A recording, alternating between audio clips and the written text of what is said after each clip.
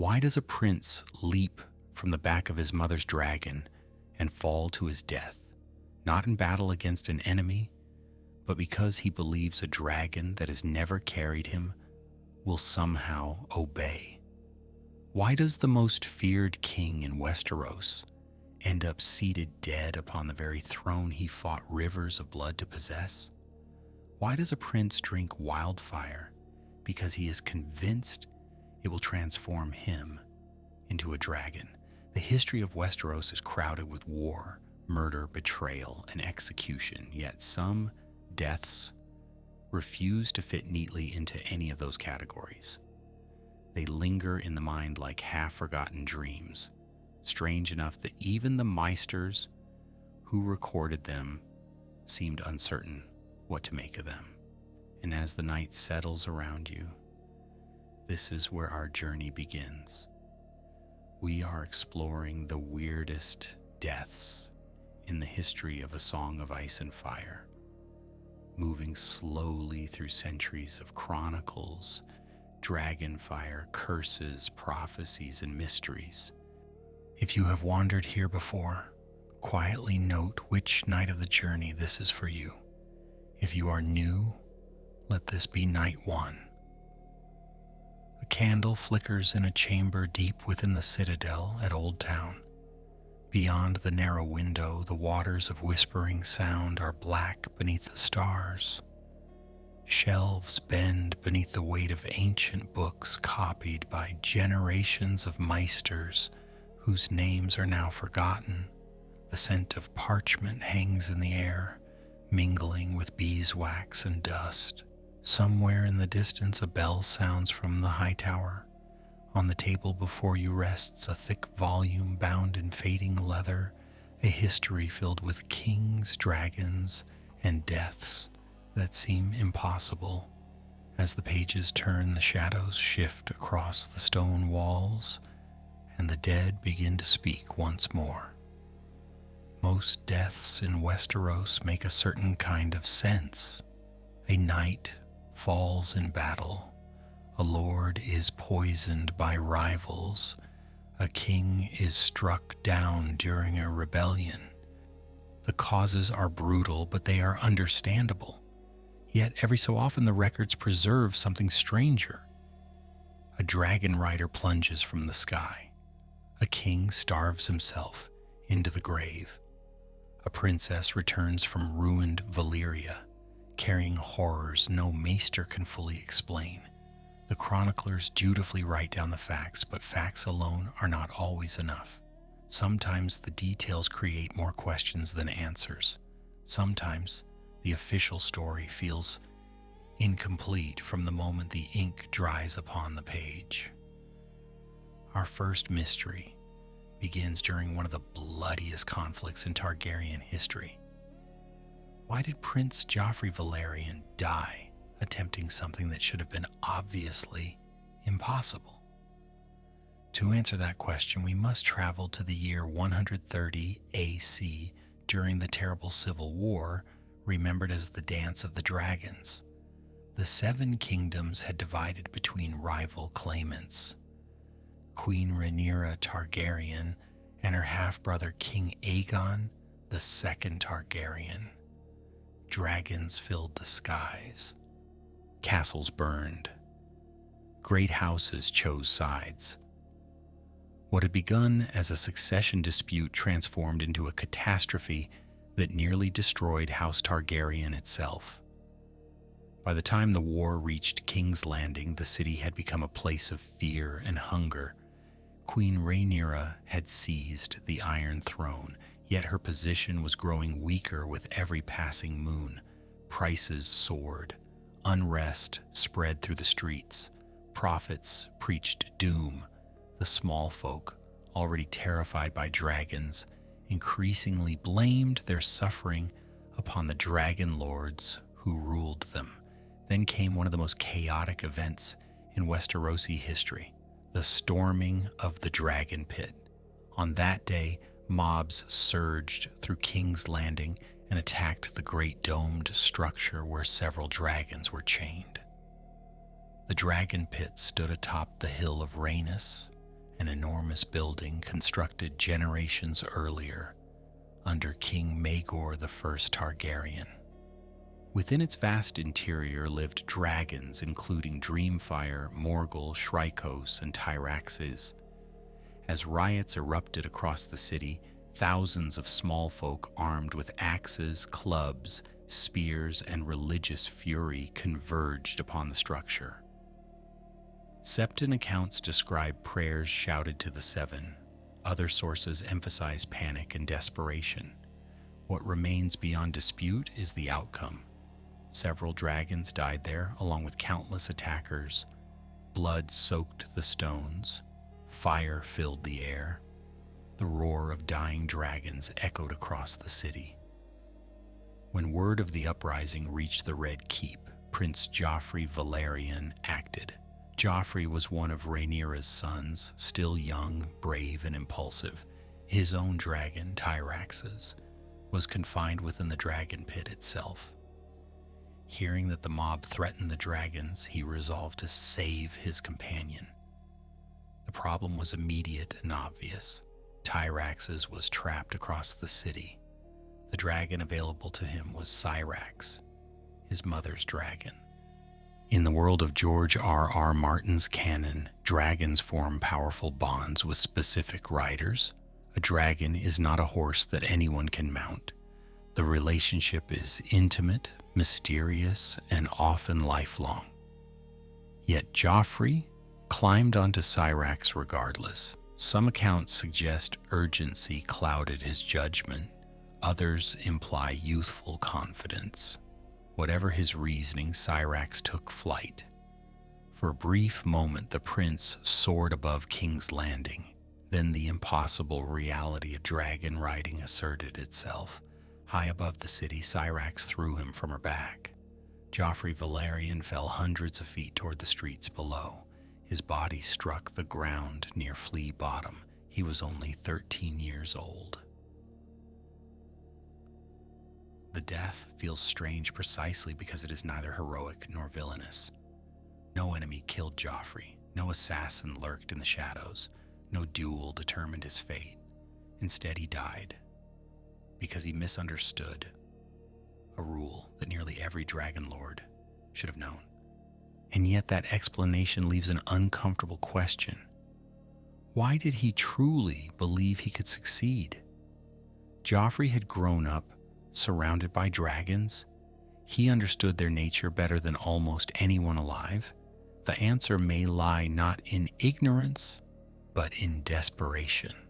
The city was collapsing around him. His dragon was in mortal danger. Young people in moments of crisis often attempt what calmer minds would reject. Even stranger is what happened to Syrax afterward. The storming of the dragon pit remains one of the most confusing events in Targaryen history because the surviving accounts frequently contradict one another. The dragon Syrax survived Joffrey's fall. She landed within King's Landing and later became involved in the chaos engulfing the city. What followed puzzled generations of readers and maesters alike. Syrax was large, powerful, and fully capable of destroying hundreds of attackers. Yet somehow she ended the day dead. The exact circumstances remain disputed. In Fire and Blood, different chroniclers preserve different details. Some describe Syrax descending among the crowds. Others focus on attacks launched from rooftops and streets. One account claims a knight named Hobart Hightower struck a decisive blow. Another version emphasizes the sheer number of attackers surrounding the dragon. None of the explanations feels entirely satisfying. Syrax was not a young hatchling. She was the mature mount of Queen Rhaenyra herself. A creature of such size should have been devastatingly difficult for ordinary people to kill. This uncertainty is one reason the death remains so fascinating. The facts are known. Syrax died in King's Landing during the uprising of 130 AC. The mystery lies in the details. Why did she behave as she did? Why did she not simply remain airborne? Why descend into danger at all? Some readers have suggested that Syrax was distressed by Joffrey's death. Others argue that years of captivity and comfort had dulled her instincts. These remain theories rather than canon, yet they reveal how unusual the event appears even centuries later. The deeper you look into the Dance of the Dragons, the more often death arrives through accidents, misunderstandings, and moments that seem almost dreamlike. Dragons were supposed to represent ultimate power. They conquered kingdoms.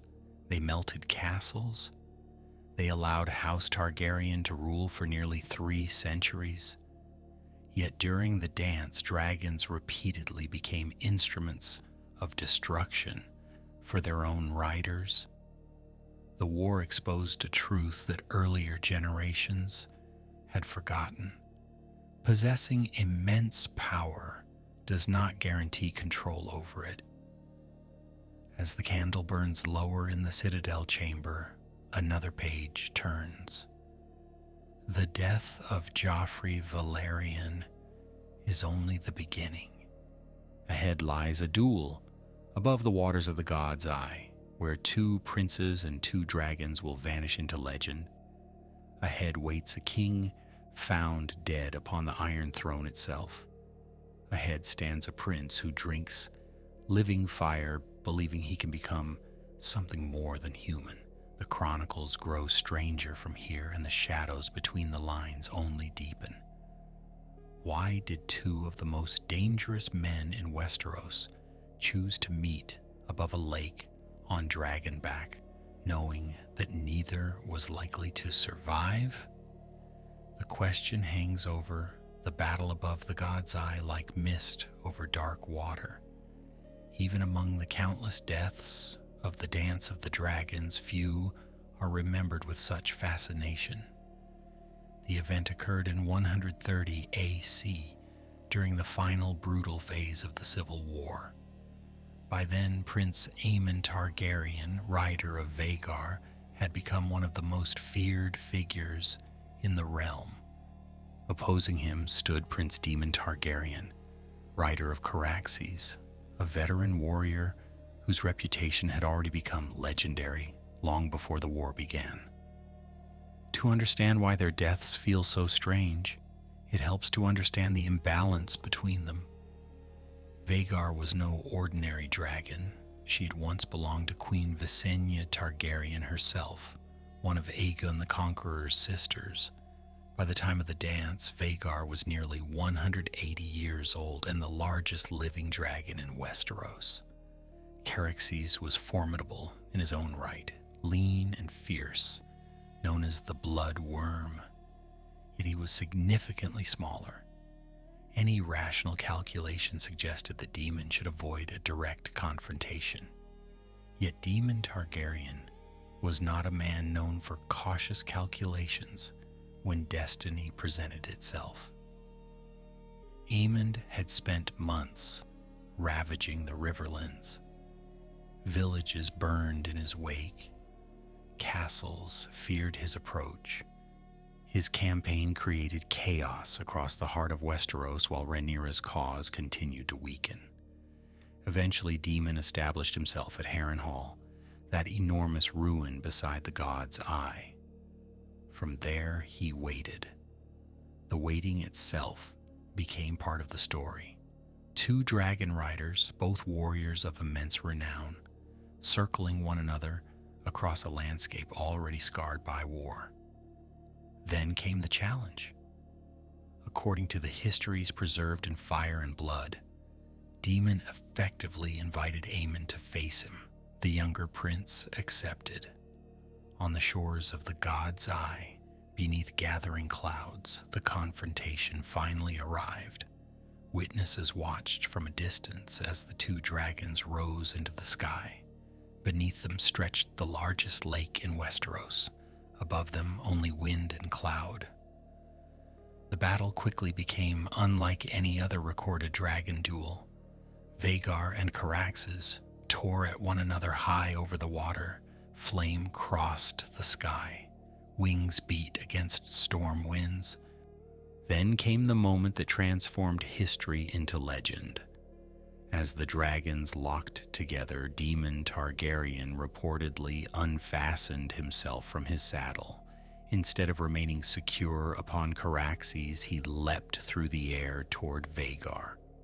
Sword in hand, he crossed the gap between the dragons and drove Dark Sister, the Valyrian steel blade once wielded by Visenya, through Aemon's blind eye. The image feels almost mythological, a prince leaping from one dragon to another thousands of feet above a lake, a sword thrust delivered in midair, two ancient bloodlines ending together. Yet according to the chroniclers, this is precisely what happened. The blade passed through Aemon's eye socket. Both riders died. The dragons plunged toward the god's eye, locked together in death. Vhagar crashed into the lake. Caraxes, mortally wounded, managed to crawl from the water before finally dying upon the shore. Even after the battle ended, mysteries remained. Aemon's body was eventually recovered years later when Vhagar's remains were discovered beneath the waters of the god's eye. Dark Sister was still lodged through his skull. That detail strengthened the credibility of the account. Yet Daemon's body was never found, not during the war, not afterward, not ever. The absence created one of the enduring questions in Targaryen history. Did Daemon truly die that day? Officially, yes. Fire and Blood records his death. His disappearance is treated as fact. Yet because no body was recovered, theories emerged almost immediately. Some stories claimed he survived the fall. Others suggested he secretly reunited with Nettles, the dragon seed rider of Sheepstealer, who had vanished into the mountains of the moon. These tales remain speculation rather than canon. Still, the complete absence of physical proof has allowed the mystery to survive for nearly 2 centuries within the world of the story, and decades among readers. The duel above the god's eye reveals something unusual about death in Westeros. Often, the strangest deaths emerge not from uncertainty about what happened, but from uncertainty about why. Daemon's actions make sense tactically only if survival no longer mattered to him. By 130 AC, many of his family members were dead. The realm was in ruins. Rhaenyra's position had deteriorated dramatically.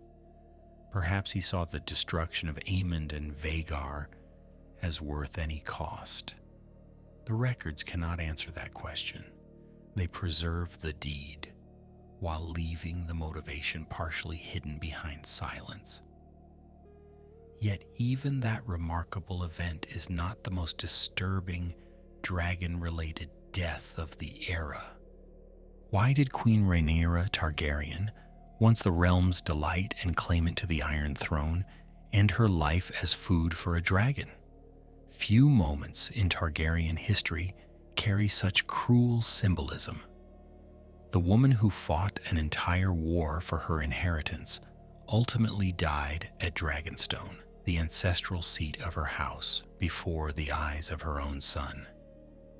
After fleeing King's Landing, Rhaenyra reached Dragonstone expecting refuge. Instead, she found betrayal. The garrison had shifted its loyalties. Aegon II, grievously injured but still alive, had secured control of the island. Rhaenyra arrived exhausted, desperate, and vulnerable. She was captured almost immediately. The war that had consumed Westeros for nearly 2 years narrowed to a single terrible confrontation between rival claimants. What happened next is among the most famous scenes in Fire and Blood. In 130 AC, Aegon II ordered Rhaenyra executed before her son, the future Aegon III. The dragon chosen for the task was Sunfire. Once celebrated as the most beautiful dragon in the world, Sunfire had suffered catastrophic injuries throughout the dance. His body was broken. One wing had been damaged. His survival alone seemed extraordinary.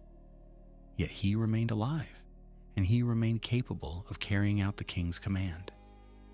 The execution itself was horrifyingly deliberate.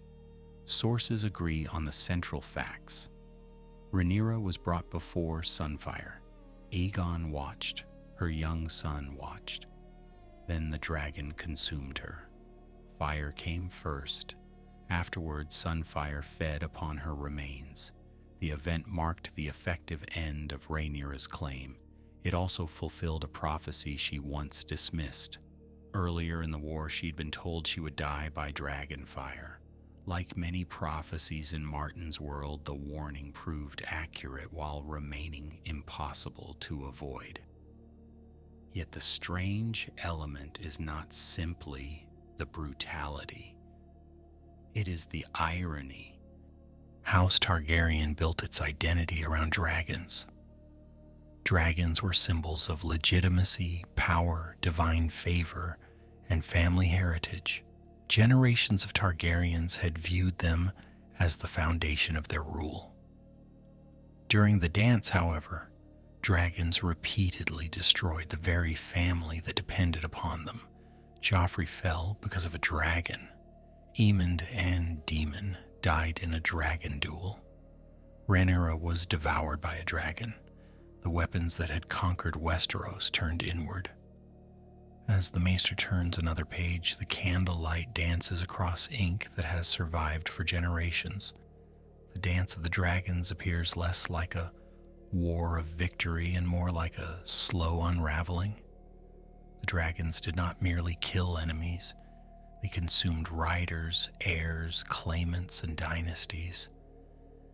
And beyond the dragon wars lie deaths, stranger still. Deaths where no beast, sword, or battlefield can fully explain what happened. Ahead waits a lord who reportedly laughed himself into the grave, and a castle whose history is crowded with endings that seem far too unlikely to be coincidence. How does a healthy nobleman die from laughter? And why do such stories appear again and again in the chronicles of Westeros? At first glance, the tale sounds like something a singer would invent after too much wine, yet scattered through the histories are deaths that seem oddly detached from battlefields, poisons, and conspiracies. Instead of swords, they involve jokes. Instead of assassins, they involve shock, emotion, or sudden collapse.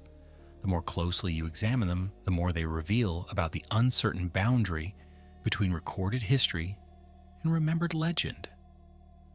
One of the most frequently cited examples concerns Denys Arryn, remembered as the Darling of the Vale. House Arryn had ruled from the Eyrie since the days of the Andal invasion, and its lords occupied one of the most secure strongholds in all Westeros. The Eyrie itself stood high in the Mountains of the Moon, accessible only by narrow paths and a chain of mountain fortresses known as the Gates of the Moon, Stone, Snow, and Sky. According to the historical traditions preserved in later accounts, Denys Arryn reportedly laughed himself to death after hearing a fool's performance. The image is undeniably strange.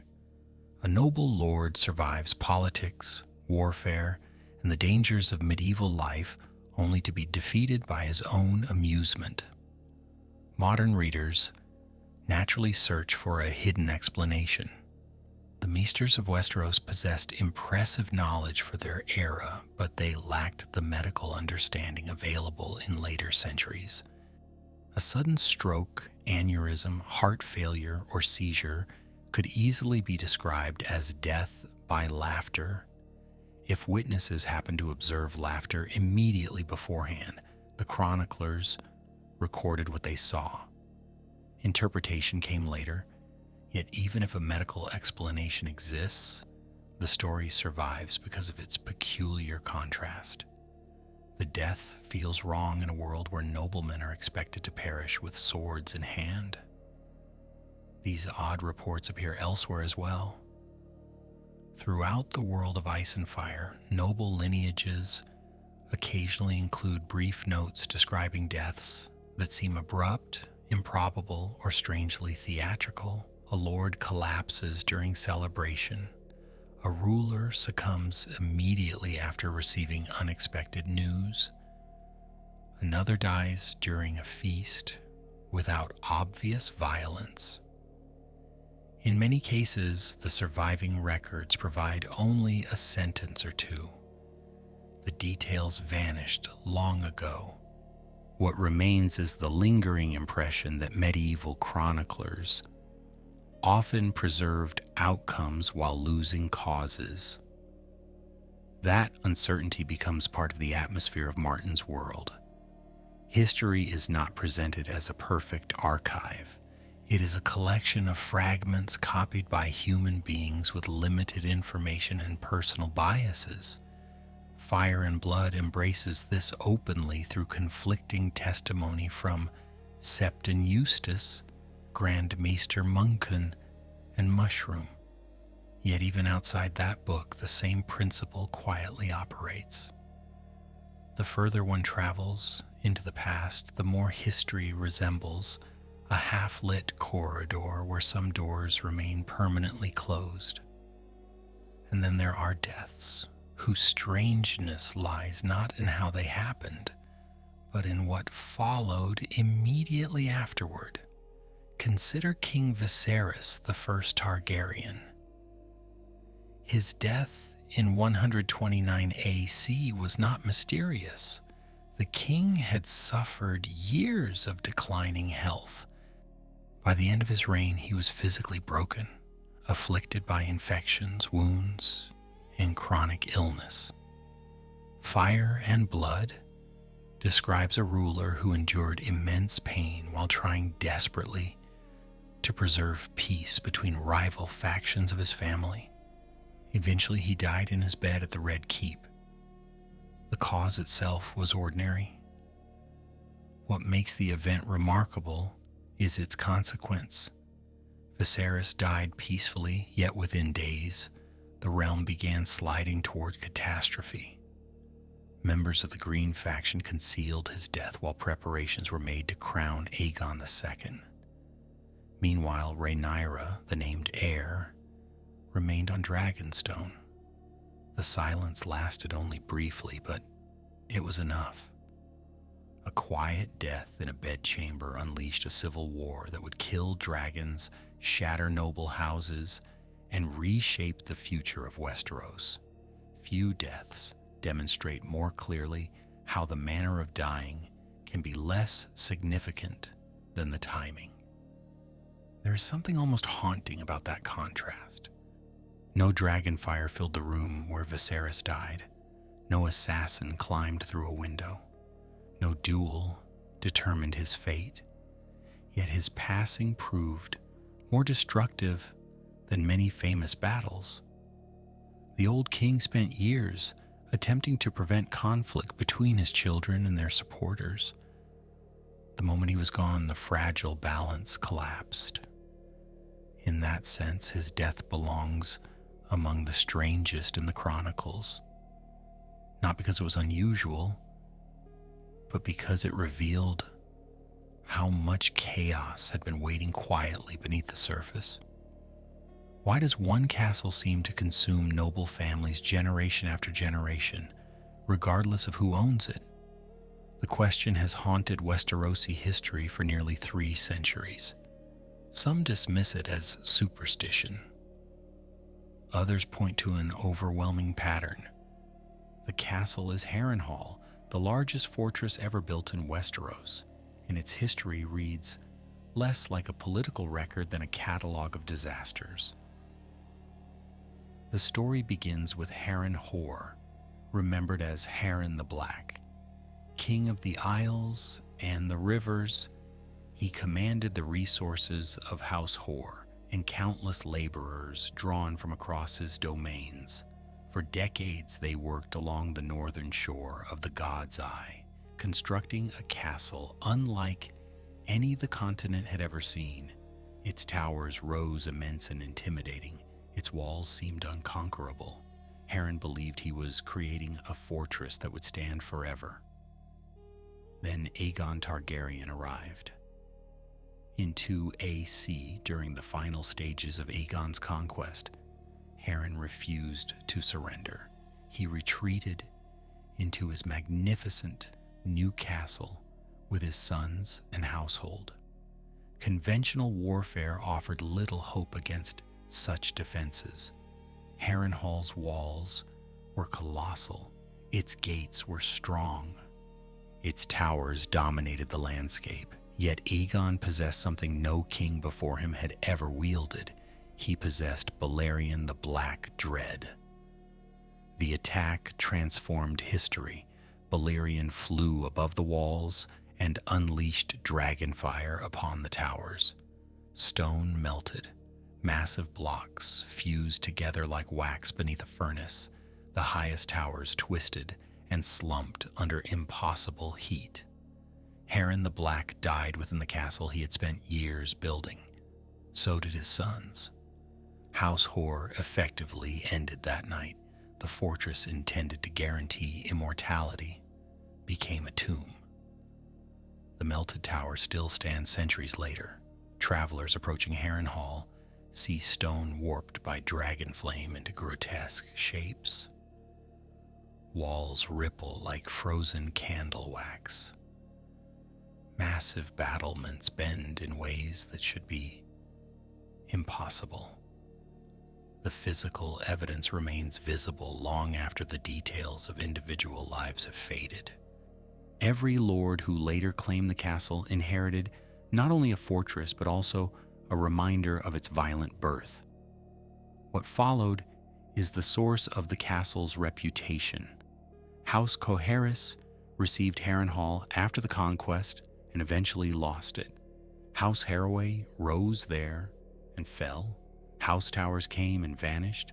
House Strong gained immense influence under Viserys I before disaster struck. House Lothston followed. Then House Went, different centuries, different rulers, different circumstances, yet misfortune seemed to arrive with unsettling regularity. The destruction of House Strong is especially intriguing. During the reign of Viserys I, Lord Lionel Strong served as hand of the king while his son Harwin Strong became a central figure in court politics. Then in 120 AC, a fire erupted at Harrenhal. Lionel and Harwin both died in the blaze.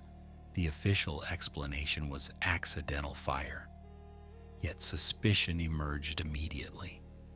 Prince Daemon Targaryen, political rivals, and especially Larys Strong, all became subjects of speculation among later historians. Fire and Blood carefully preserves these competing possibilities without settling the matter conclusively. The pattern continues often enough that even skeptical observers begin to notice it. Rational explanations certainly exist. Harrenhal is expensive to maintain. It attracts ambitious lords. Ambitious lords create enemies. The castle's vast size strains resources and encourages political overreach. Those factors alone could explain much of its history. Yet when you read the succession of disasters in sequence, the feeling remains difficult to ignore. The castle appears almost hungry. As the maester pauses beside the candle, its flame bends in a faint draft, creeping through ancient stone. The pages ahead contain even stranger accounts. One tells of a prince who believed wildfire could transform him into a dragon. Another concerns hidden caches of green fire beneath King's Landing. In Westeros, ordinary death is common enough.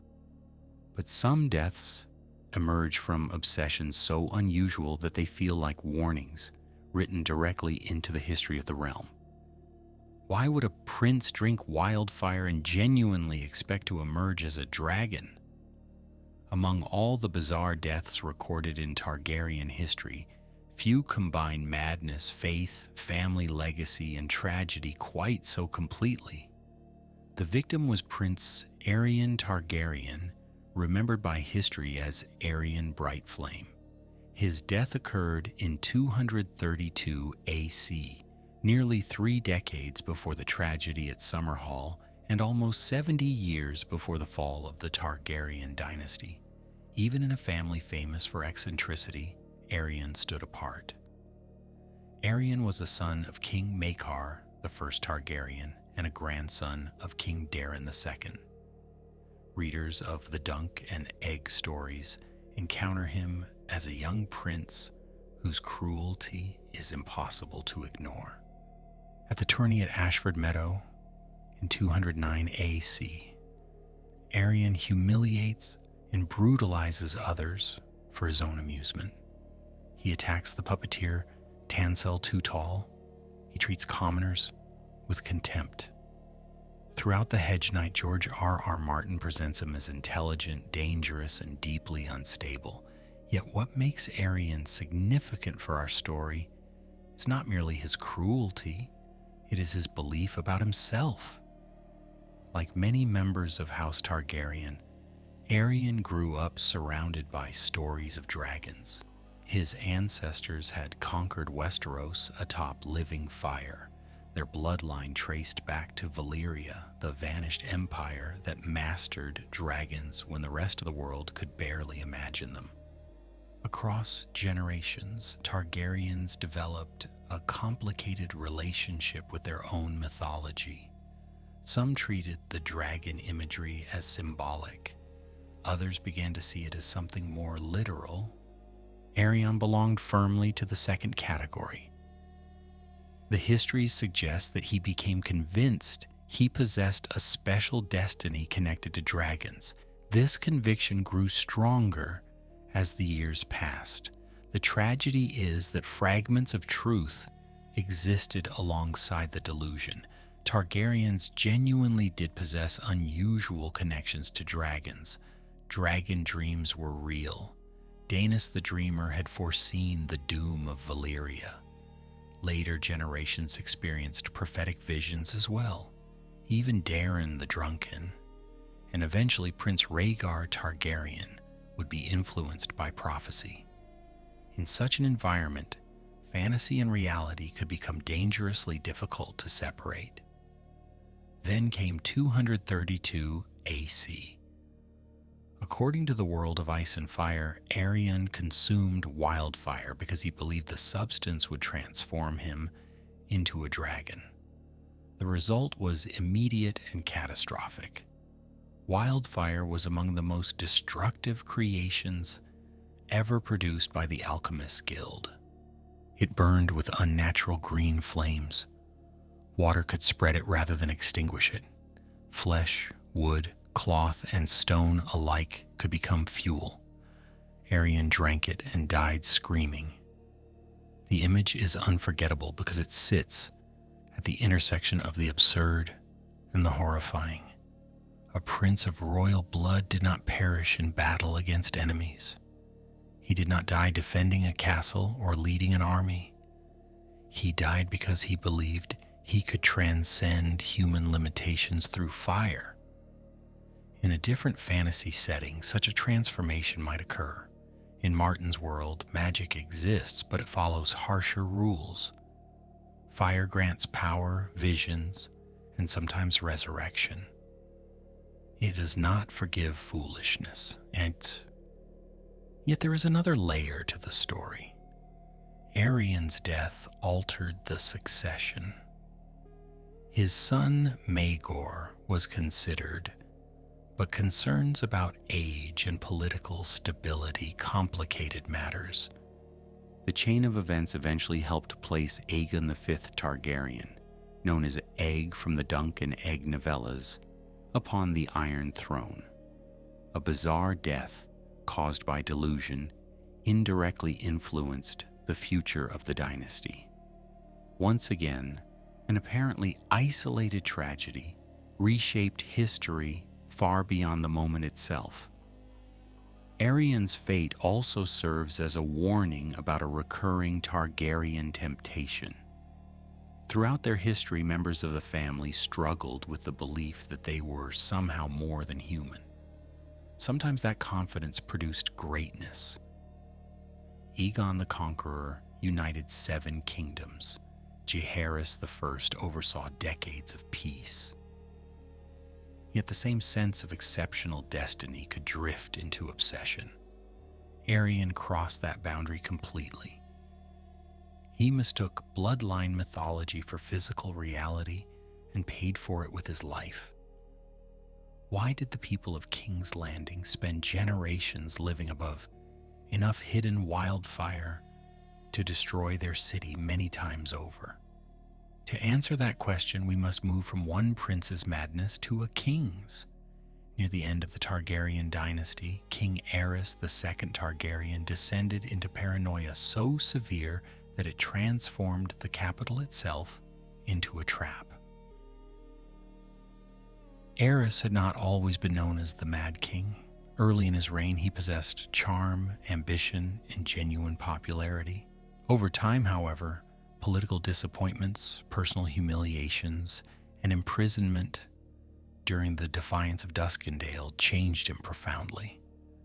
After his rescue from Duskendale in 277 AC, distrust consumed him. He saw enemies everywhere.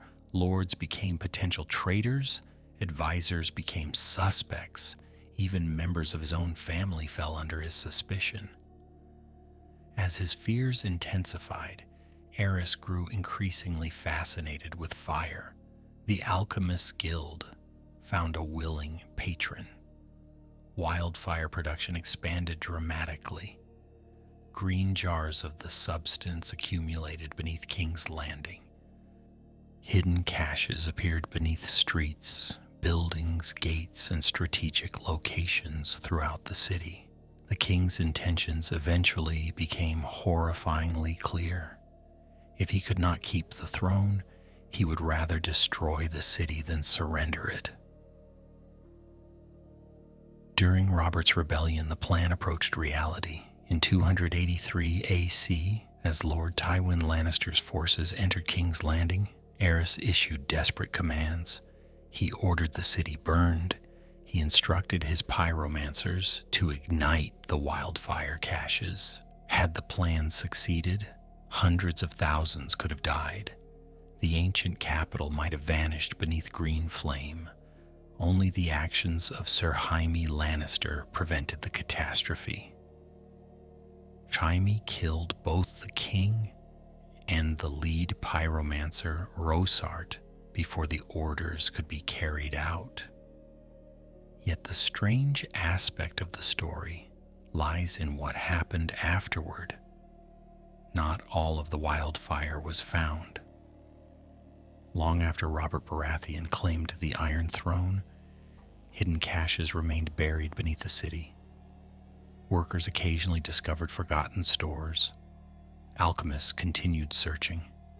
Centuries of urban growth had concealed portions of Aerys's madness beneath homes, streets, and marketplaces. The city literally rested upon the remnants of a dead king's obsession. The image is unsettling. Imagine walking through Flea Bottom, the street of Flower, or the crowded neighborhood surrounding the Mudgate while ancient wildfire slept below the stones. Most residents knew nothing about it. Children played above it. Merchants sold their goods above it. Entire generations lived ordinary lives over a network of buried destruction. Death lingered beneath their feet, hidden but never entirely gone. The relationship between wildfire and strange deaths extends beyond kings and princes. The Alchemists Guild itself possesses a history filled with accidents, explosions, and disastrous experiments. Their headquarters, often called the Guildhall of the Alchemists, became synonymous with dangerous knowledge. The pyromancers guarded secrets dating back centuries. They understood how to create substances capable of reshaping battles and annihilating armies. Yet mastery of such forces always carried risks. In many ways, wildfire occupies a unique place within the lore of Westeros. It is not quite magic and not quite science. It behaves according to rules, but those rules remain imperfectly understood by most people. The result is a weapon that repeatedly produces deaths bordering on the unbelievable. Green fire erupts where it should not. Entire ships vanish in moments. Men convinced of their own destiny consume it and die. Kings trust it more than armies. Every appearance leaves behind stories that sound almost mythical. As the candlelight flickers against the old pages, the green glow of imagined wildfire seems to linger in the margins. Aryan bright flames sought transformation and found death. Aerys II sought control and nearly destroyed his kingdom. Fire promised both men something greater than ordinary human limitations. Instead, it exposed their weaknesses. Beyond these stories waits another mystery carried not by flame, but by water, a tale of shipwreck, drowning, and a fool who returned from the sea when everyone else was supposed to die. Why did one fool survive when an entire ship full of nobles, sailors, and knights disappeared beneath the sea? Few stories in Westeros begin with such a simple question and end in such unsettling territory. The man known as Patchface occupies only the edges of the main narrative, yet his existence feels strangely out of place even in a world containing dragons and prophetic dreams. His survival should have been impossible. His later behavior should have been impossible as well. Together they form one of the most peculiar death-adjacent mysteries in all of Martin's lore. The story begins during the reign of King Aerys II Targaryen. Lord Steffon Baratheon, father of Robert, Stannis, and Renly, had been dispatched across the narrow sea on royal business. His mission involved seeking a suitable bride for Prince Rhaegar Targaryen. During his travels, he encountered a gifted young fool in Volantis. The boy was clever, talented, and entertaining. Impressed by him, Steffon purchased his service and arranged for him to return to Westeros. The ship carrying them home was called the Wind Proud. As it approached the coast of the Stormlands in 278 AC, disaster struck. Near Shipbreaker Bay, a region notorious for violent storms and treacherous waters, the vessel foundered. The sea consumed it. Lord Steffon Baratheon died. His wife, Lady Cassana Estermont, died with him. Sailors perished. Passengers vanished beneath the waves. On the cliffs overlooking the bay, young Robert and Stannis Baratheon reportedly witnessed the tragedy from shore. Only one person returned. Days later, fishermen discovered the fool washed ashore. Patchface had survived a shipwreck that killed everyone else. Yet survival was only the beginning of the mystery. Whatever emerged from the sea was not the same boy who had sailed from Volantis. His face, it had become tattooed with strange patterns by salt and exposure. His mind appeared broken. He spoke in riddles, songs, fragments, and bizarre prophetic phrases that seemed entirely disconnected from reality. At first glance, Patchface resembles a tragic victim of trauma. A child survives a horrific ordeal and suffers catastrophic mental damage. That explanation is perfectly reasonable. The problem is that his nonsense occasionally aligns with future events in ways that become increasingly difficult to dismiss. Long before many disasters unfold, Patchface utters strange phrases containing imagery that later appears eerily relevant. The books never confirm supernatural knowledge. They simply present the pattern and allow readers to wrestle with it. This uncertainty is what makes the story so effective. George R.R. Martin carefully avoids providing a definitive answer. Patchface may be insane. He may possess fragmented prophetic abilities. He may represent some deeper connection to powers associated with the sea. The text refuses to resolve the mystery. What remains is a fool who survived death and returned carrying words that nobody fully understands. For Stannis Baratheon, the shipwreck represented something different. It was the day he lost both parents.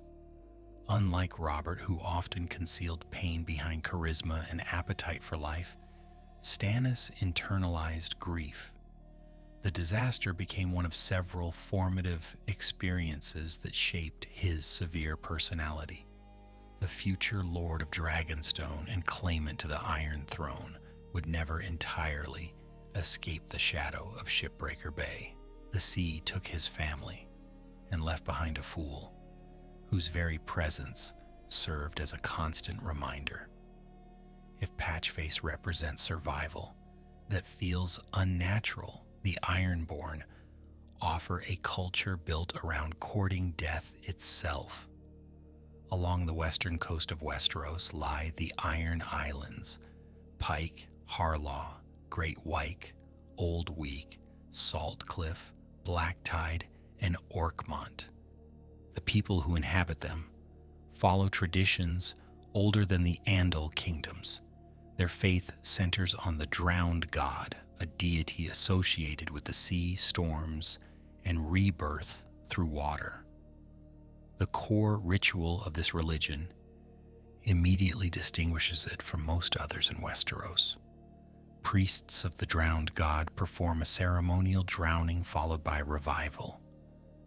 The initiate is submerged beneath seawater until breathing ceases.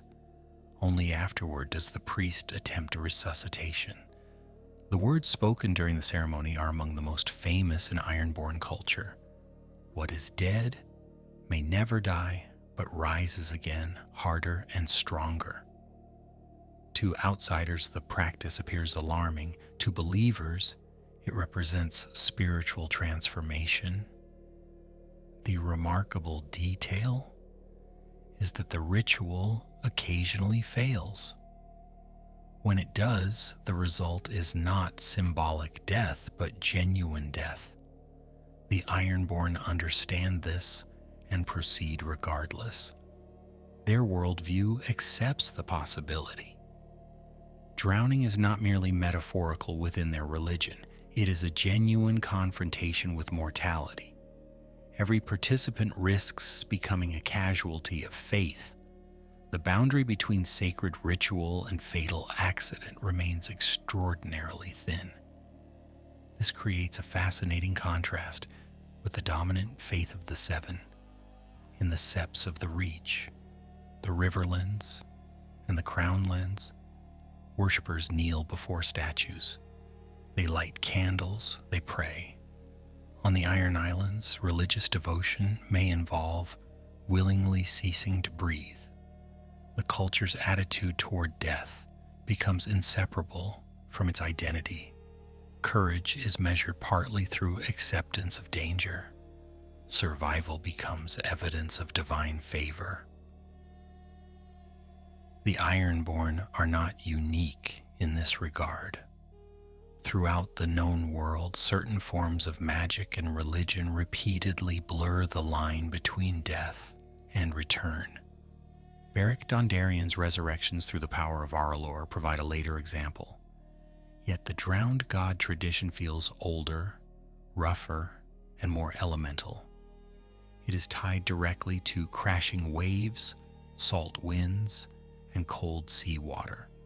The ritual possesses none of the ceremony of royal courts. It belongs to fishermen, raiders, and sailors who live with constant awareness of the sea's power. That awareness shapes every aspect of life on the islands. A storm can erase a family. A shipwreck can destroy a noble house's future. The sea provides food, trade, and wealth while simultaneously demanding lives in return. Ironborn culture reflects this reality. Their songs celebrate those lost beneath the waves. Their priests treat drowning as a path to spiritual rebirth.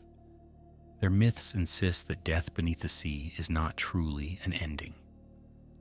Which brings us back to Patchface. One reason readers often connect Patchface to the drowned god or other mysterious sea powers is that his story echoes Ironborn themes in unsettling ways. He drowned and returned. He emerged altered. His speech became filled with references to underwater places, strange creatures, and hidden realms beneath the waves. None of this proves anything. Yet Martin repeatedly places these details before the reader, encouraging attention without offering resolution. Listen closely to Patchface's words throughout the novels, and a pattern emerges. He speaks of things beneath the sea. He speaks of shadows and fish with crowns. He speaks of dead things moving through watery darkness. Most characters dismiss him. The audience is left uncertain whether that dismissal is wise. Some of the most dangerous truths in Martin's world arrive disguised as madness. The fool may understand nothing, or he may understand far more than anyone realizes. As the candle crackles softly in the citadel chamber, another page turns. Salt water gives way to smoke. Shipwrecks give way to fire. Ahead lies one of the greatest mysteries of the Targaryen dynasty, a summer palace consumed by flames, a king obsessed with dragons, and a disaster so devastating that even generations later, the surviving records seem reluctant to reveal exactly what happened. At Summerhall, death arrived, not from the sea, but from a dream that burned out of control. What truly happened at Summerhall? And why do the surviving records feel as though someone deliberately left pieces of the story missing? Few events in Westerosi history are surrounded by more mystery. The tragedy at Summerhall occurred in 259 AC during the reign of King Aegon V Targaryen. We know the location. We know many of the people present. We know that fire consumed the royal residence and that several important figures died. Yet the precise sequence of events remains frustratingly obscured. The gaps themselves have become part of the legend. Summerhall stood in the Stormlands, south of King's Landing and north of Dorne. It had originally been built as a pleasant royal residence, a retreat from the formality of court life. Unlike Dragonstone or the Red Keep, it was not associated with war or conquest. Its name evokes warmth, gardens, and summer skies. That makes its destruction feel especially cruel. A place created for comfort became the site of one of House Targaryen's greatest disasters. At the center of the tragedy stood King Aegon V, remembered by many as Aegon the Unlikely. Readers of the Dunk and Egg stories know him first as the young Prince Egg, companion to the hedge knight Sir Duncan the Tall. As king, Aegon genuinely wished to improve conditions for ordinary people throughout the Seven Kingdoms. He attempted reforms that often brought him into conflict with powerful nobles. His reign was marked by good intentions and persistent frustration, yet late in life, another concern began to dominate his thoughts. The dragons were gone. The last dragon had died during the reign of Aegon III more than a century earlier. House Targaryen still possessed the Iron Throne, but it no longer possessed the creatures that had made conquest possible. For generations, Targaryen kings dreamed of restoring them. Some searched ancient texts, others pursued forgotten lore. Aegon V eventually became convinced that dragon eggs might yet hatch if the correct conditions could be recreated. This ambition forms the heart of the Summerhall mystery. We know that dragon eggs were present. We know that rituals connected to dragon hatching were attempted. We know that fire played a central role. Beyond those facts, certainty becomes difficult. The surviving accounts hint at ancient knowledge, desperate experimentation, and perhaps magical practices reaching back toward Valyria itself. Whatever was attempted, it ended catastrophically. The tragedy unfolded during a moment that should have been joyful. Members of the royal family had gathered because Princess Rhaella Targaryen was giving birth. The child eventually born that night was Rhaegar Targaryen, the future prince whose actions would help ignite Robert's rebellion decades later.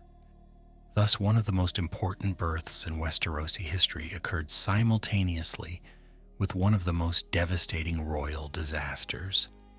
Life and death arrived together beneath the same roof. When the fires finally subsided, the losses were immense. King Aegon V was dead. Prince Duncan Targaryen, heir to the throne after renouncing succession complications involving his marriage to Jenny of Oldstones, was dead as well. Most heartbreaking of all was the death of Sir Duncan the Tall. For readers who know the bond between Dunk and Egg, the ending carries particular weight. The hedge knight who had protected the young prince throughout his adventures remained beside him until the end. Yet even here uncertainty intrudes. Barristan Selmy later recalls that Sir Duncan died, saving others from the flames. This detail fits everything known about his character. Duncan the Tall was courageous, stubbornly honorable, and deeply protective. If there were people trapped inside Summerhall, it is easy to imagine him rushing into danger, despite the odds. The exact details remain unrevealed, but the emotional truth feels entirely consistent with the man readers came to know. The mystery deepens when prophecy enters the picture. Many readers believe that Aegon V's obsession with dragons was connected to ancient predictions concerning the promised prince. The Targaryen family had a long history of prophetic dreams. Some were accurate, others were misunderstood. Later generations, especially Prince Rhaegar, became fascinated by these prophecies as well. It is possible that Summerhall represented more than a simple attempt to restore dragons. It may have been an effort to influence destiny itself. The surviving text deliberately leaves room for speculation. George R.R. Martin has revealed fragments over the years, but continues to withhold the complete account. This restraint is important. Summerhall functions as one of the great shadows in the background of the story. The unknown elements create a sense that certain truths remain buried beneath ash and memory. Every reference adds another clue without solving the puzzle. The event also demonstrates a recurring theme within Targaryen history. Again and again, Attempts to reclaim lost greatness lead to catastrophe. Arion Brightflame drank wildfire seeking transformation. Aegon V sought the return of dragons. Later, other Targaryens would become consumed by prophecy and destiny. The family often achieved remarkable things, but it repeatedly struggled with the temptation to force miracles into existence. Summerhall stands as perhaps the clearest warning against that impulse. Why do some deaths refuse to stay permanent in a world where death is supposed to be final? The question takes us away from royal castles and into the troubled landscape of war, faith, and magic. Westeros is generally a harsh place where the dead remain dead. When exceptions occur, they feel profoundly unnatural. Few characters illustrate this better than Beric Dondarrion. Beric began as a relatively ordinary nobleman from House Dondarrion of Blackhaven. During the War of the Five Kings, Eddard Stark dispatched him to bring justice to Sir Gregor Clegane and the raids devastating the Riverlands. The mission ended disastrously. Beric was killed. Then something extraordinary happened. Through the prayers of Thoros of Myr, a red priest devoted to R'hllor, Beric returned to life. One resurrection would already be remarkable. Beric's story becomes stranger because it happens repeatedly. Over time, he dies from wounds, hangings, and battlefield injuries, only to return again and again. Each resurrection leaves a mark. His memories fade. Portions of his former self disappear. He continues moving, speaking, and leading the Brotherhood without banners, yet he openly acknowledges that something essential has been lost. Death is reversed, but never without cost. This gradual erosion makes Beric's condition more unsettling than miraculous. He is not restored in the way a healer repairs an injury. Instead, he becomes a man suspended between states. Thoros himself expresses uncertainty regarding the process. The priest never intended to perform such resurrections. They emerged unexpectedly from prayers spoken over the dead. Even the people involved do not fully understand what is happening.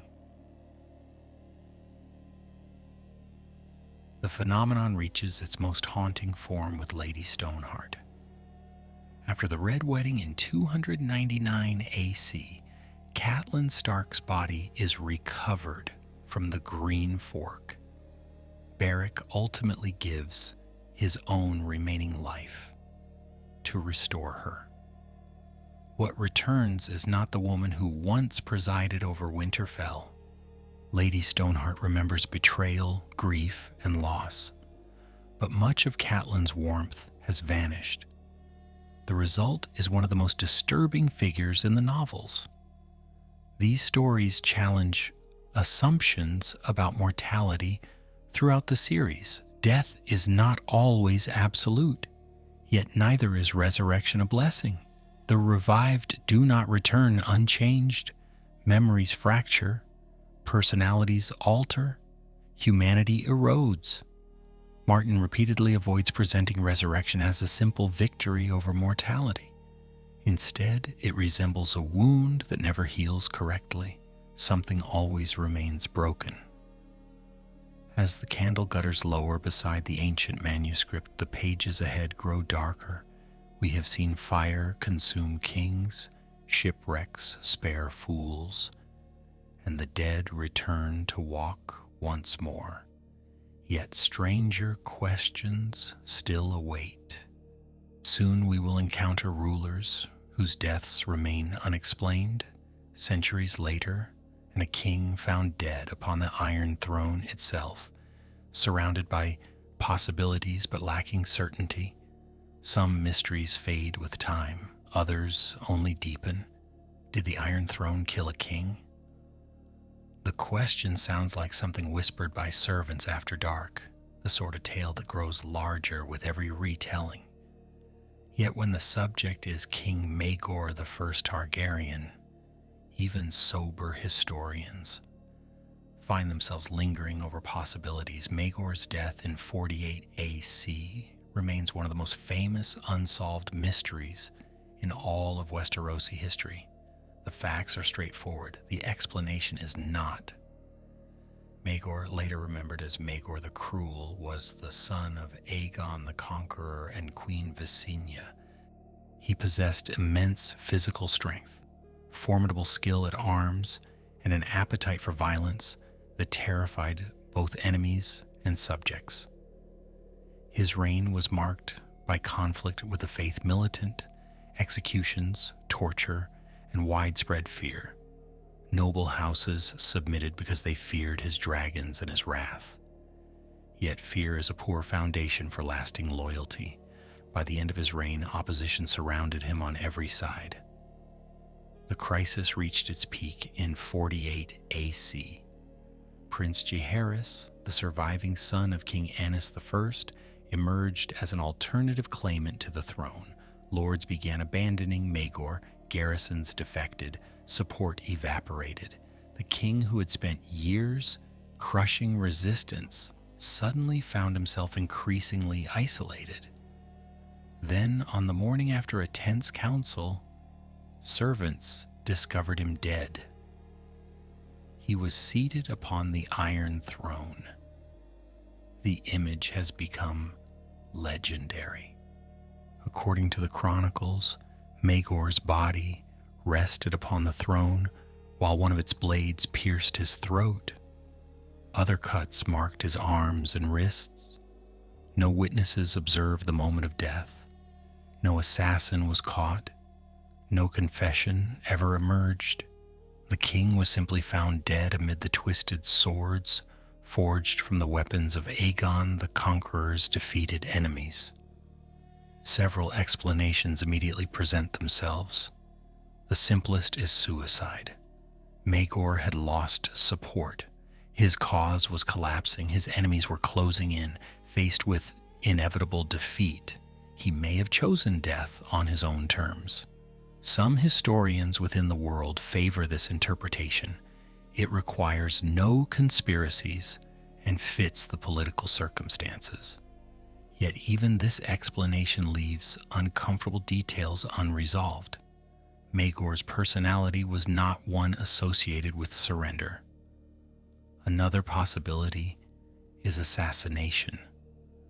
The Red Keep contained many people who wished him dead. Members of the King's Guard, servants, nobles, and household officials all had motives. The death occurred at a moment when removing Maegor could prevent further bloodshed. Yet if murder took place, why did no one claim responsibility afterward? Westerosi history contains many ambitious killers eager to justify their actions. In Maegor's case, silence prevailed.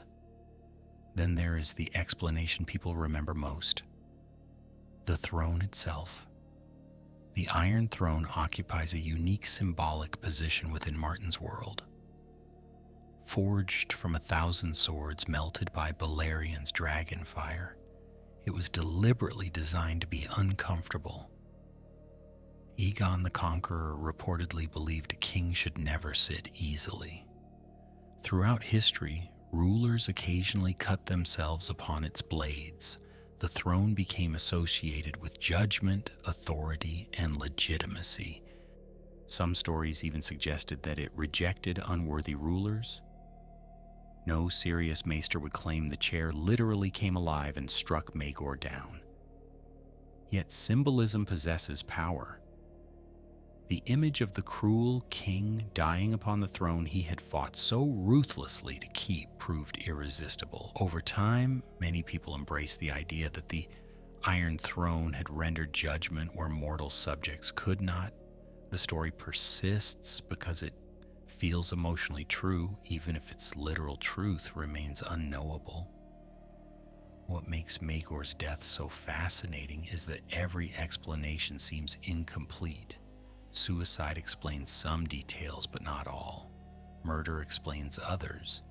Symbolic justice satisfies the imagination while frustrating reason. The mystery survives because none of the possibilities fully erase the others.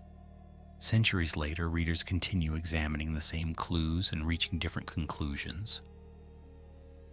Why would a king starve himself to death in pursuit of holiness?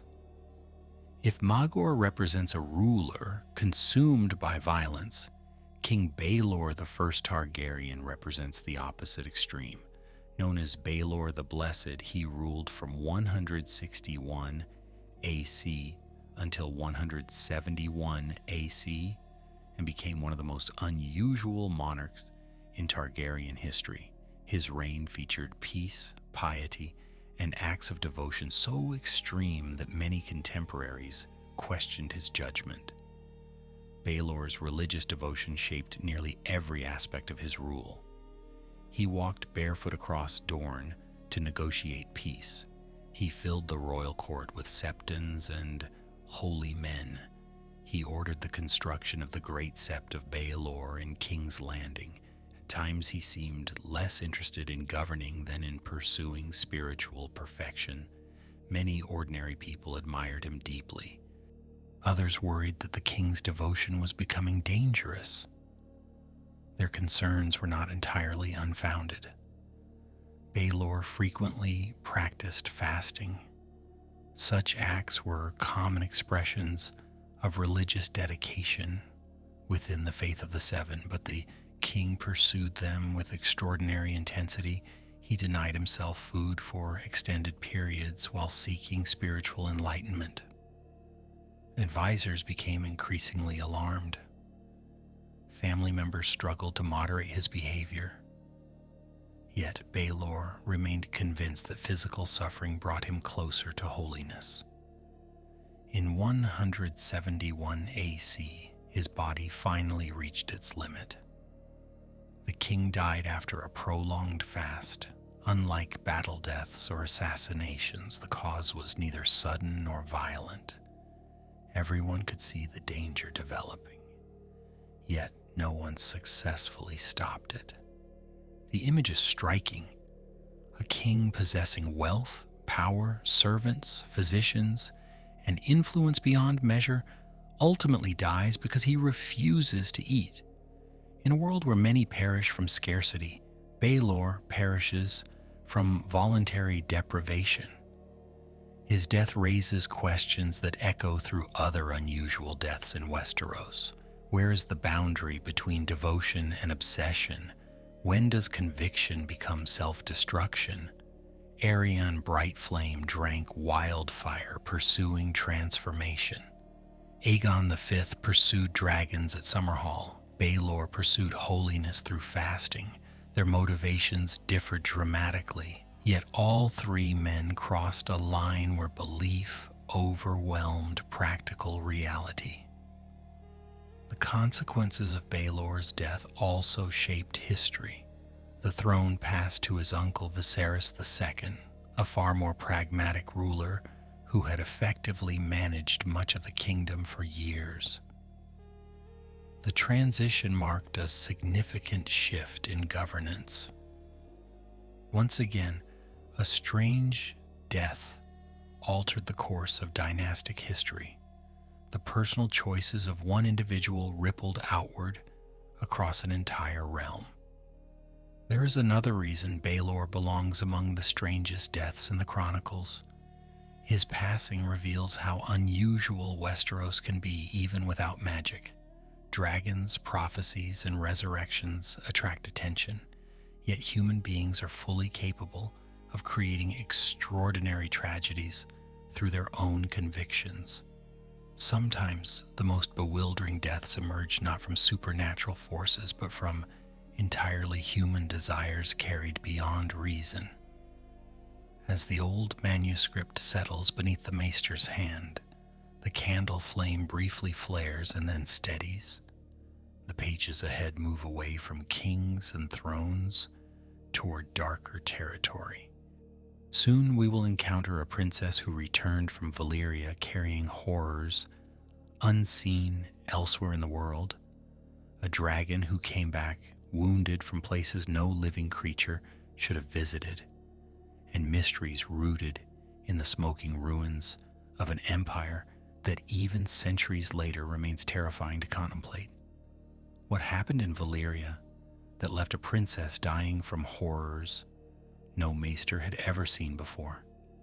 If there is a single death in Targaryen history that feels as though it escaped from a nightmare, it belongs to Princess Arya Targaryen. Her fate is one of the most disturbing accounts preserved in Fire and Blood. Unlike many mysteries in Westeros, the strangeness here does not arise from uncertainty about whether the event occurred, the witnesses were real, or the suffering was real. The unanswered question concerns what exactly she encountered during the time she vanished. Arya Targaryen was the daughter of Prince Aegon, son of King Aenys I. As a young girl, she eventually fled from Dragonstone under circumstances that remain partly unclear. At some point, she mounted Balerion the Black Dread, the greatest dragon ever known. Balerion was not merely large. He was the dragon of Aegon the Conqueror himself, a creature whose shadow had once passed over entire armies. When Arya disappeared upon his back, nobody knew where she had gone. She remained missing for more than a year. Then, in 56 AC, she returned. The dragon that carried her back to Westeros was not unchanged. Balerion arrived wounded. Deep scars marked his body. One injury was described as a massive half-healed wound, unlike anything observers expected to see on a dragon of his size and power. This detail is crucial. Balerion was the apex predator of his age. Very little in the known world could plausibly injure him. Yet something had. Arya's condition was even worse. When she returned, she was feverish, delirious, and dying. Septon Barth, one of the most intelligent and observant figures in Targaryen history, witnessed the aftermath. His account remains among the most unsettling passages Martin has ever written. According to Barth, strange creatures appeared to be moving beneath Arya's skin. Her body burned with unnatural heat. The suffering exceeded anything the healers present had encountered before. The descriptions become increasingly horrifying. Worm-like beings emerged from her flesh. Some possessed faces or limbs, suggestive of grotesque mutation. Others seemed adapted to fire and heat. The maesters and attendants struggled desperately to save her. Nothing worked. Eventually, Arya died after unimaginable agony. Even reading the account centuries later feels like glimpsing something humanity was never meant to see. The obvious question is where she had been. The most widely accepted interpretation is that Balerion carried her to the ruins of Valyria. The doom of Valyria had occurred more than a century earlier, destroying the greatest civilization in the known world. Mountains exploded, cities vanished, dragons died.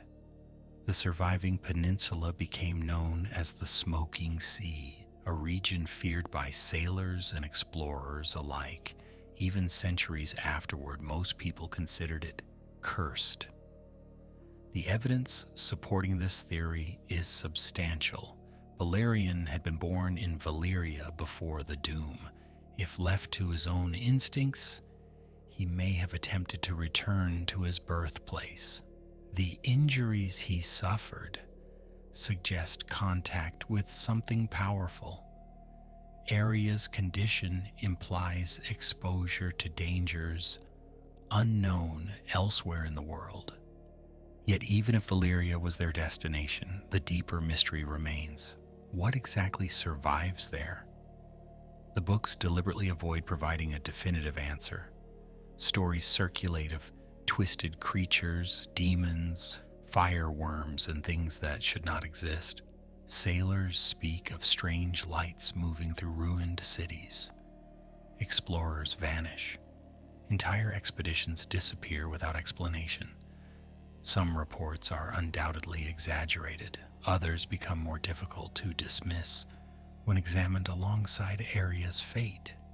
Something in the ruins transformed her body into a battlefield.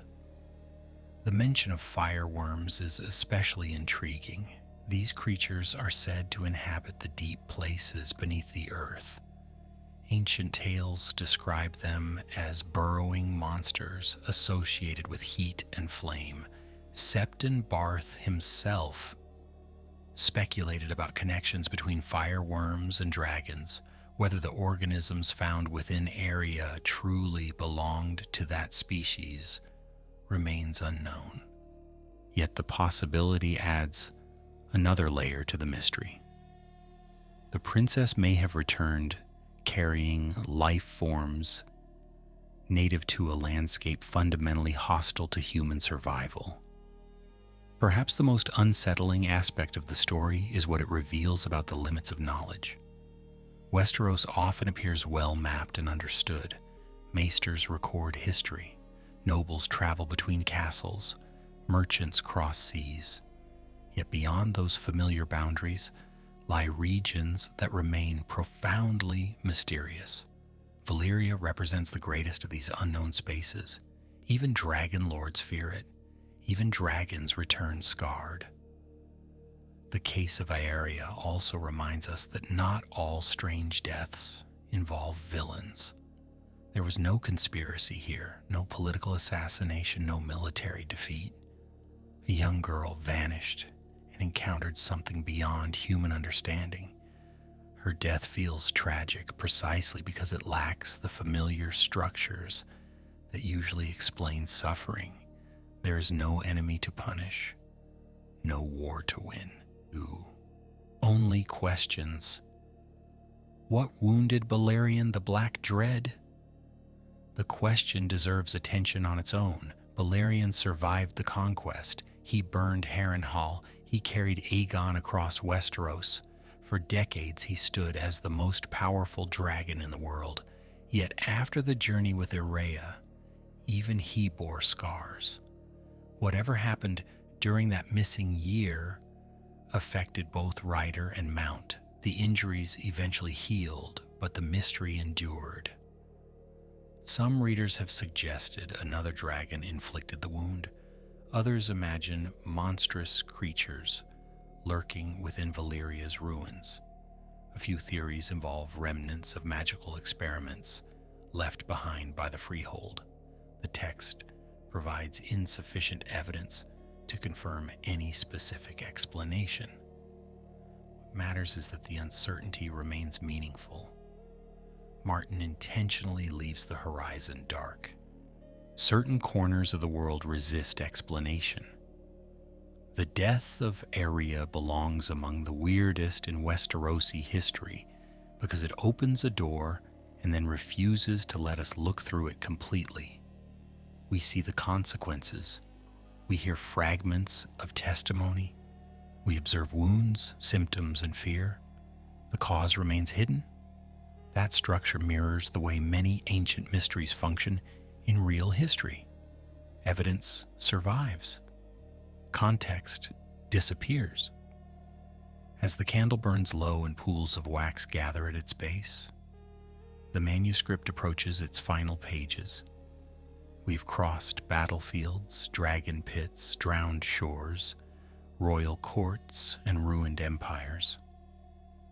One final strange death remains to be examined before the chronicle closes. A death that combines violence, transformation, and the terrifying possibility that some wounds can change a person into something else entirely. When does a man stop being a man? The question lingers over one of the most disturbing transformations in the history of Westeros. Many deaths in these chronicles have involved dragons, prophecy, religion, or mystery. The final story combines several of those elements while adding something even more unsettling. It concerns Sir Gregor Clegane, known throughout the Seven Kingdoms as the Mountain That Rides, and the strange fate that followed the wounds he suffered at the hands of Prince Oberyn Martell. By the year 300 AC, Gregor Clegane had already become a living nightmare. A knight of House Clegane sworn to House Lannister, he was enormous even by Westerosi standards. His brutality was infamous. During Robert's rebellion, he participated in the sack of King's Landing. The murders of Princess Alia Martell and her children remained among the most hated crimes associated with his name. Throughout the War of the Five Kings, reports of atrocities followed him wherever he rode. Then came the trial by combat in King's Landing. Tyrion Lannister, accused of murdering King Joffrey Baratheon, demanded trial by combat. His champion became Prince Oberyn Martell of Dorne. The match brought together two men carrying years of history and grievance. Oberyn sought justice for Alia Martell. Gregor represented the power that had escaped punishment for decades. The duel itself is among the most famous confrontations in the novels. At first, Oberyn appeared to control the fight. He moved with speed and precision. His spear repeatedly struck Gregor while keeping the larger man at a distance. More importantly, Oberyn had prepared carefully. The spear's tip had been coated with poison. In the books, this poison is strongly implied to be a substance designed to cause prolonged suffering rather than immediate death. Oberyn wanted answers before Gregor died. The plan nearly succeeded. Gregor admitted responsibility for Elia's murder. He confessed while the crowd watched.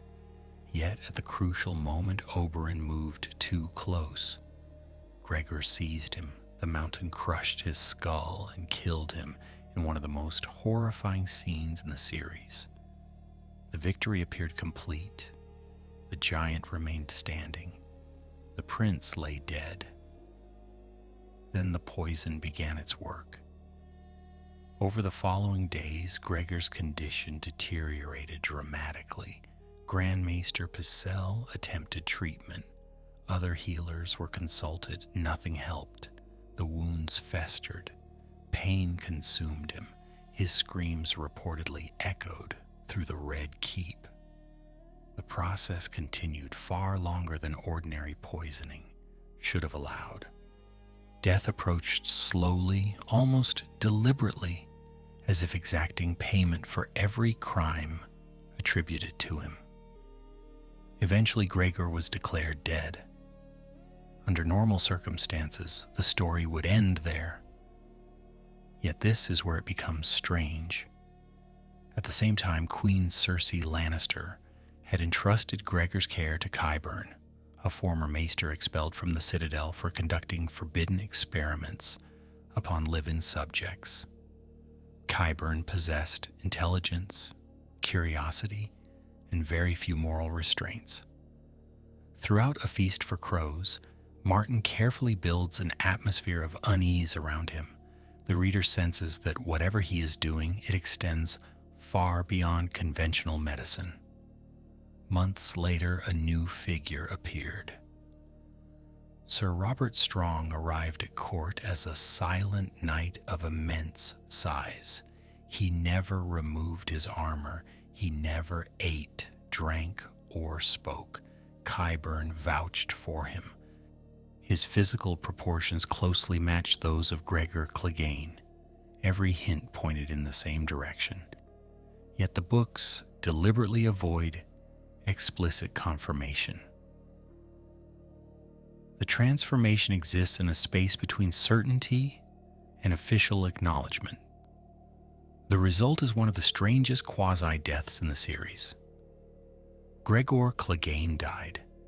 The text treats his death as real.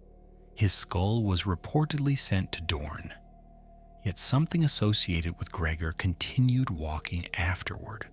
Whether Sir Robert Strong is technically alive, undead, magically sustained, or some combination of all three remains unclear. Martin leaves the exact mechanism unexplained. This ambiguity connects Gregor's fate to many of the mysteries we have explored throughout these chronicles. Beric Dondarrion returned altered. Lady Stoneheart returned altered. Gregor returned altered. In each case, death was not entirely final, yet the return came at a cost. Humanity diminished. Identity fragmented. The person who emerged was never quite the same as the person who died.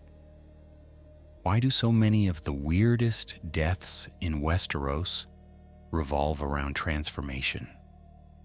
Consider the pattern. Aerion Brightflame sought to become a dragon and died. Arya Targaryen returned from Valyria carrying creatures that transformed her body into something unrecognizable. Beric Dondarrion crossed the boundary of death repeatedly until pieces of himself faded away. Gregor Clegane passed through death and emerged as something silent and unnatural. Even Patchface returned from the sea profoundly changed. Again and again, the strangest deaths involve people attempting or being forced to become something other than what they were. This pattern reveals a deeper truth about Martin's world. Magic exists, but it is rarely clean. Transformation is possible, yet it seldom resembles the triumphant metamorphoses common in other fantasy settings. The price is pain, loss, confusion, or horror. The closer a character moves toward the supernatural, the further they often drift from ordinary humanity. The weirdest deaths are not simply unusual endings. They are warnings about crossing boundaries that perhaps should remain uncrossed. As the final pages of the old manuscript settle beneath the maester's hand, the strange procession of deaths begins to blur together. Joffrey Valerian falling from the sky above King's Landing, Daemon and Aemond vanishing into the waters of the God's Eye, Aerion Brightflame drinking wildfire, Patchface emerging from the sea, Arya returning from Valyria, Maegor discovered dead upon the Iron Throne. Each story begins with a known fact and ends in uncertainty. The candle beside the manuscript has burned almost to nothing now. Wax pools across the table. Beyond the narrow window, Old Town sleeps beneath the night sky. The bells of the high tower are silent. The sea whispers faintly against distant stone. And as the maester closes the ancient chronicle, one thought remains behind. In Westeros, the strangest deaths are not the bloodiest or the most violent. They are the ones that leave questions alive long after the dead themselves are gone, lingering in the darkness like shadows between the pages of a book opened by candlelight. The strangest deaths in Westeros reveal something that battles alone cannot. When you first look across the history of the Seven Kingdoms, it is easy to believe that power explains everything. Dragons conquer kingdoms, kings command armies, great houses endure for centuries behind stone walls. Yet the deeper you travel into the chronicles, the more fragile those certainties become. A prince falls because he trusts the wrong dragon. A conqueror dies in the very seat of his authority. A king who possesses an entire realm cannot protect himself from his own convictions.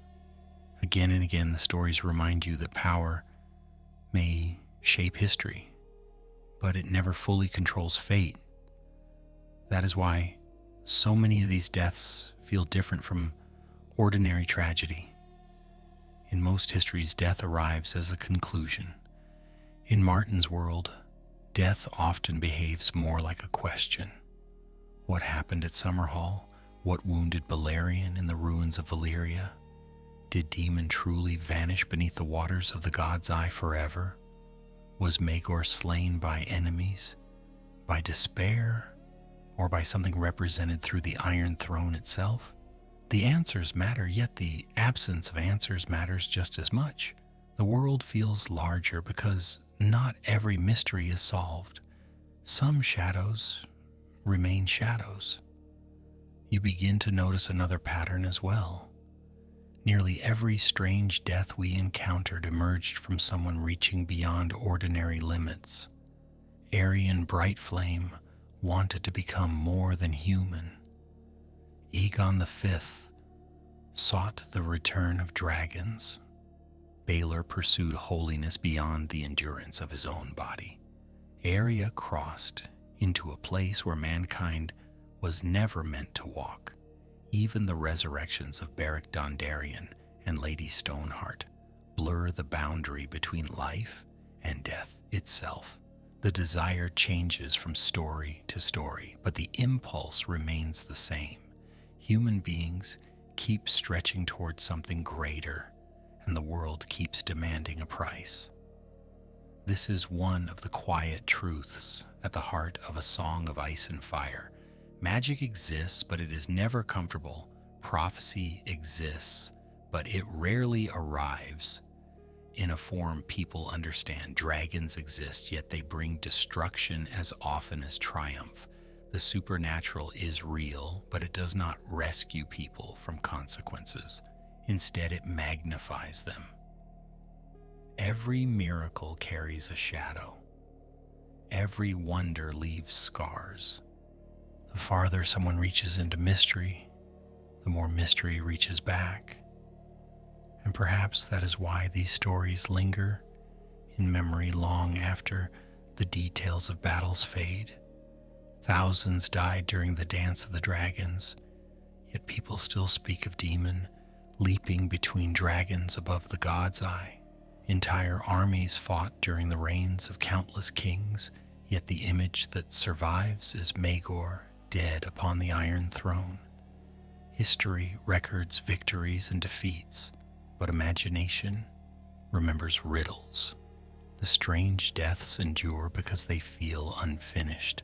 They leave a door slightly open, allowing future generations to wonder what truly happened beyond the limits of the written record. As you leave these chronicles behind, the dead seem less distant than before. Their voices remain hidden in fragments of testimony, half-burned accounts, and old songs carried across centuries. Somewhere beyond the known roads of Westeros, ruins still smoke beside dark seas. Somewhere beneath black waters, dragon bones rest undisturbed. And far away in Old Town, deep within the citadel, a lone candle flickers beside an ancient book, while the night wind brushes softly against a narrow window, and the final page settles, closed beneath a layer of dust.